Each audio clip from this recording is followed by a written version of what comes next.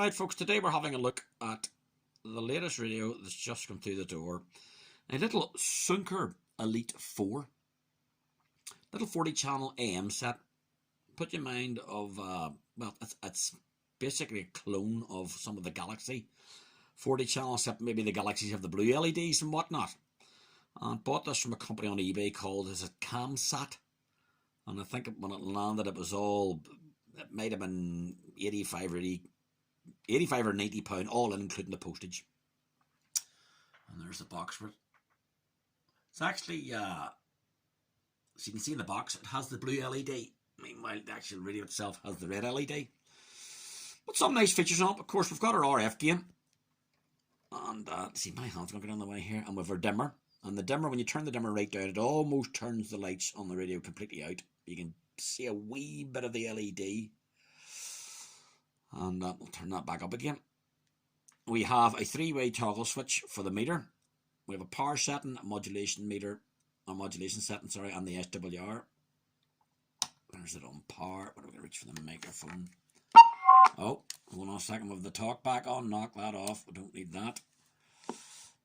Hola, hola. We got a swing. SWR, we'll go to it. It's the bottom scale. It should be near flat. There we go. And no calibration required. Modulation meter. 1, 2, 4, 4, 4. Now I have the power actually turned away down here. When the radio arrived, it's putting out 3 watts, 3.5 watts or something, and that's confirmed on the quality control sheet that arrives with the radio. But I went inside it, and for 2 reasons, because the squelch actually wasn't kicking in until the squelch was maybe around at about 2 o'clock, half 2. So I have the squelch set at about 12 o'clock. And I have quite a low noise floor here today, so this thing will focus. So set the squelch at that. So I went in and adjusted the power. It'll comfortably put out 15. It'll comfortably put out 15 watts when you adjust it full up.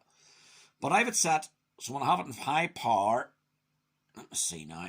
We're doing about 10 watts. Yep. And in low power, if it's set in low power, bring her down low. And it's set for about, let me see, 3.5, something like that. And that keeps everybody happy. Maybe if you want to run on a wee amplifier or something, you can do that. So, talkback feature. I don't understand why you'd really want that. Let me say low. 1, 2, 1, 2, 1, 2. 5, 4, 5, 4. And then we have it off. Then we have it high. Hola. 5, 4, 5, 4. Test, test, test, test.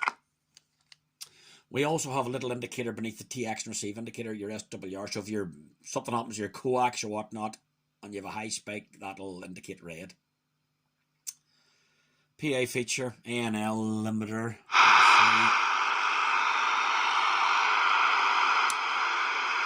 A wee bit of done away with. Aye. Certainly a lovely looking little radio. I'm really pleased. I love the black and chrome finish on it. Now this radio is aimed at 2 markets, the UK market and the Polish market. And on the back of the radio you will see that little toggle switch. See you will. Now, at the moment we're on 27185, which is the old trucker channel. And we'll set this to 27185. There we go. Put a bit of volume on that. What do I say? Oh, turn all that off. We're squealing here. And we're squealing there. 1, 2, 1, 2, 1, 2. 5, 4, 5, 4. Now, when you knock it onto the Polish setting, that brings your frequency down to 27180. So we'll flick the switch. And what do I say? 1, 2. You can hear we're quite muffled, so we're not on frequency. Bring her down. Bump. 1, 2, 1, 2. Test, test. 1, 2, 1, 2. So, in essence, it's almost an 80 channel when you think about it. Now inside it you can see the wires running from the chip or from the switch into the back of the PLL chip. So I'm sure if some people that knew what they were doing could alter that and you flick that switch, it would nearly give you another block of channels, another block of 40 where you could have the 555 and whatnot if you want to go down that road. But my only complaint is I'm not fussed about these microphone plugs. I don't mind a microphone plugging into the front of the radio as long as it's at the side, but this business where it's in the middle tends to get in the way. But I suppose there's no choice for this big meter, because that comes down to about there, the meter. So why didn't you just not put it on the side? And I've been a lot happier with that. Plus, the standard microphone. The manufacturer, they made this beautiful little radio. It's lovely looking.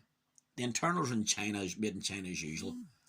But they come with these horrible generic microphones. And it says in the back of that, Ranger. They feel waxy. They're horrible to touch. The leads are very waxy and they fight you and they're stiff, and no matter what way you put them in, they're not great. You know, for God's sake, Sunker, give us a half decent microphone instead of this bloody nonsense after making that lovely little radio. So I have this usual generic coffin mic in it from the 1980s with a proper lovely shiny flexible lead. Nice. Hold on. Flick that switch again. That's it back. 1, 2. And what I also noticed was in the back, if you can see it, there's this plug now for a frequency counter. I must check the next time I have a look inside it to see if it's actually wired. I never noticed when I was inside it, now footering. It looks like the same plug you'd find in the backs of a Superstar 3900. But anyway, handsome little radio. Good size of the thing. Is it the size of a 3900? I'm not sure. If it is, if it's not much smaller, I'll tell you that. But I like the black and chrome finish is beautiful.